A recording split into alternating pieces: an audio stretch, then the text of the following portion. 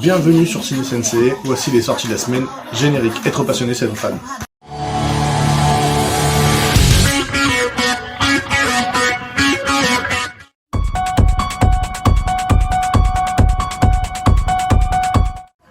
Donc tu connais les sorties de la semaine, je te fais une sélection de tout ce que j'ai vu cette semaine et je te les présente et après tu fais ton petit business en sachant que là on est proche d'Halloween donc c'est bientôt Happy Halloween.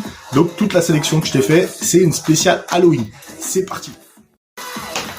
Donc on commence avec un premier film d'animation qui s'appelle La Famille Addams, une virée en enfer ou La Famille Addams 2 qui est un film d'animation par ordinateur américano-canadien réalisé par Greg Tiernan et Conrad Vernon, sorti en 2021.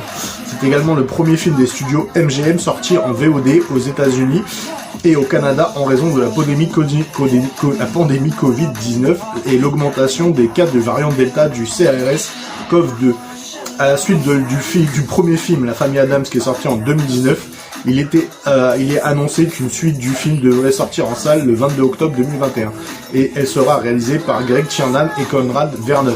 Cinécite Studio coproduit le film en juillet 2021 et Michael Dana et Jeff Dana ont été annoncés comme les composeurs de la musique de La Famille Addams. En octobre 2020, Bill Harder et John Valdon rejoignent le casting. Bill joue à nouveau le personnage nommé Cyrus, tandis que Javon remplace Finn Foral en doublant la voix de Pugsy Adam. En juillet 2021, Wallace Shawn s'ajoute à la distribution du film.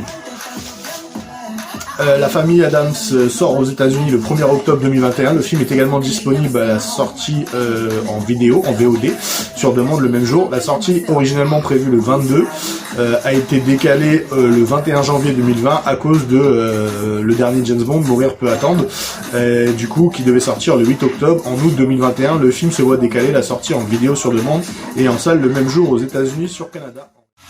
Deuxième film d'animation, alors, tout droit sorti de nulle part, Scooby-Doo rencontre le chien Courage, le chien Froussard Courage, est un film d'animation américain réalisé par Cecilia Aronovich, sorti le 14 décembre 2021, et détenu par les droits par Warner Bros. Il s'agit du 33e film du long métrage sur la licence Scooby-Doo.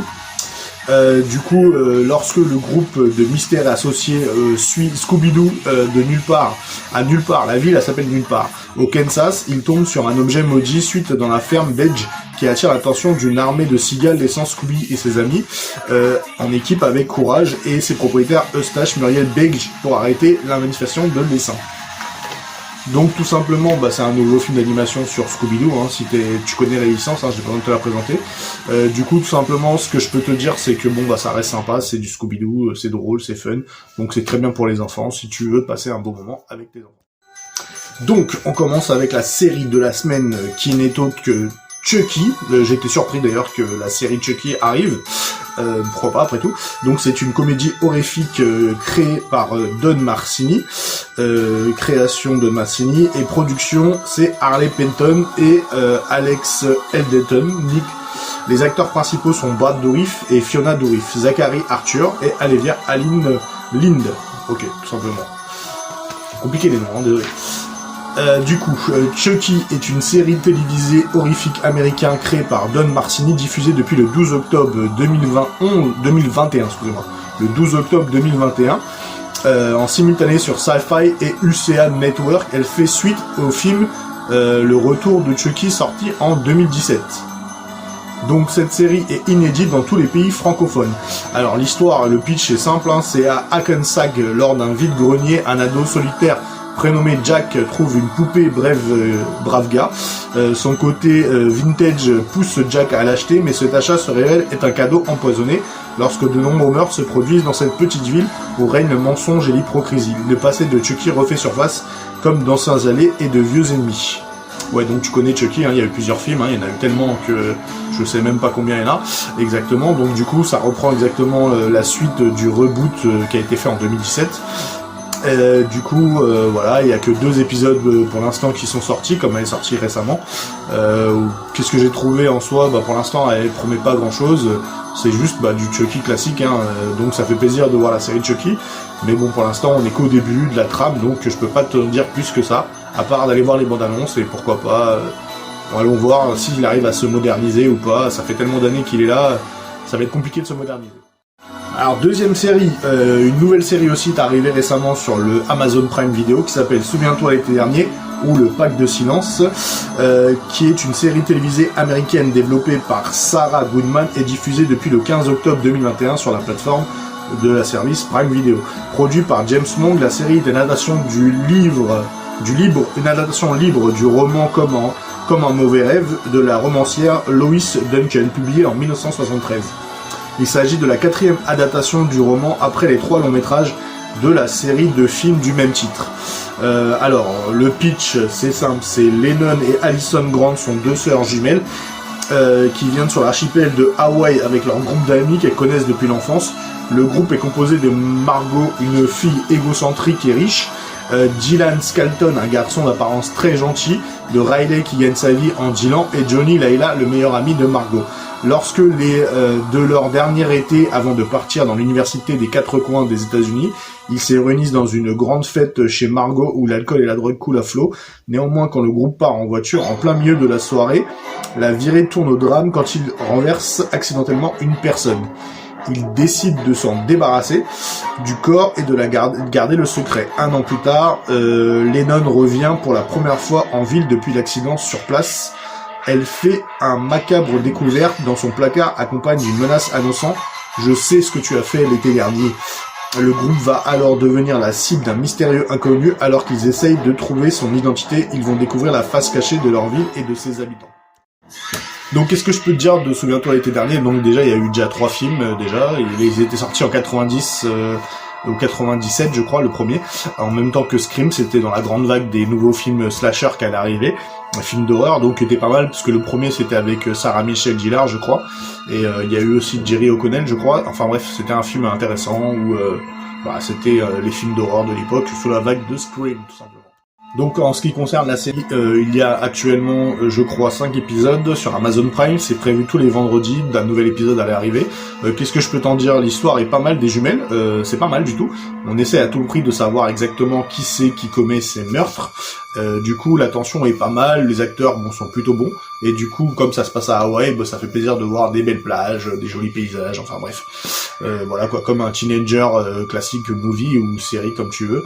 Sauf que là, justement, il y a un serial killer qui les ouette un par un, et c'est pas mal du tout. Donc, on va commencer par enchaîner avec notre premier film qui j'ai choisi. Il est sorti pas assez récemment, il est sorti cet été, mais bon, c'est un très bon film d'horreur, je trouve. Donc, je trouvais qu'il faisait partie de ce spécial Halloween que j'ai choisi pour toi. Du coup, ça s'appelle Old ou Anormal, comme tu préfères, est un thriller américain écrit et coproduit et réalisé par Monsieur Night Shyamalan. Donc, si je connais pas, c'est le réalisateur du Sixième Sens, de Village, d'Incassable. Enfin bref, il a fait plein de films bien chelous. Donc, c'est sa spécialité.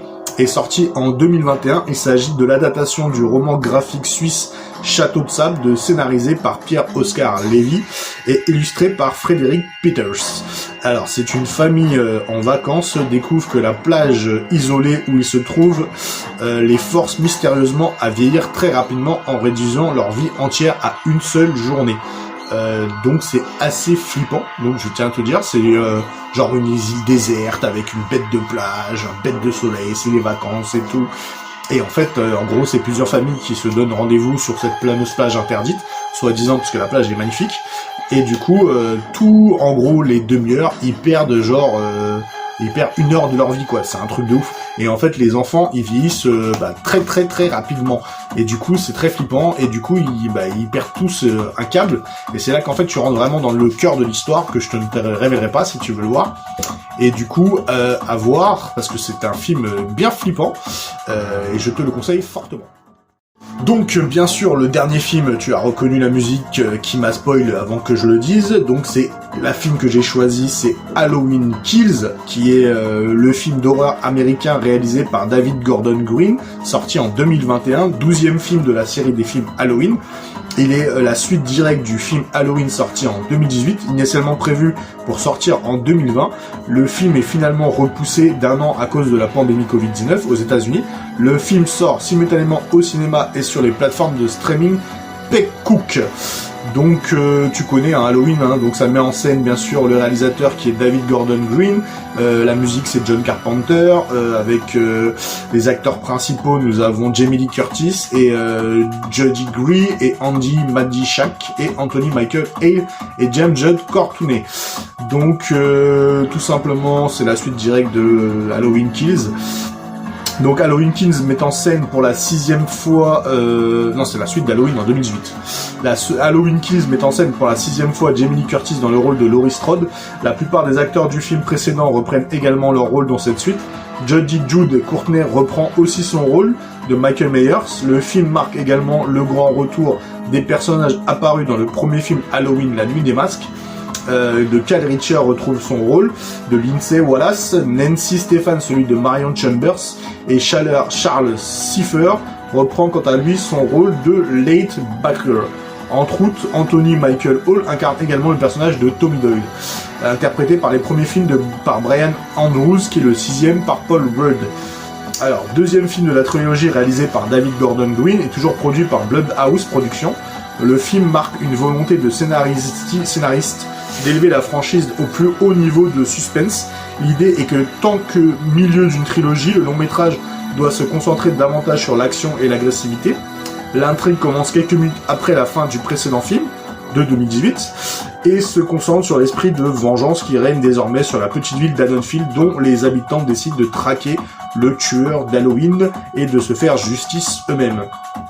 Après plusieurs projections publiques réalisées dans divers festivals, notamment lors du Monstrad de Venise 2021, en septembre 2021, et autres événements organisés autour du film, l'avant-première privée d'Halloween Kills se déroule le 12 octobre 2021 au Gros Mal Chinese Theatre à Hollywood en présence de toute l'équipe.